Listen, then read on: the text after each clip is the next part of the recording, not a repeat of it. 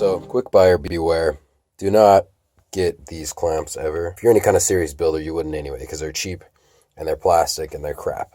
Anyway, so what happens is this is the mechanism that keeps the tension locked after you press down the trigger, and it breaks in there. There's a little stupid, this is the only thing there to take all the pounds of pressure you're going to put on this. And that breaks off, and then it doesn't work anymore because you don't want to throw them away. But the fix for this is just to put a nut in there. So just relieve the tension, put a nut in there, screw the side back on. It'll work fine for you. The other stuff, if you break any of these other little plastic parts, you're going to be having a harder time dealing with that.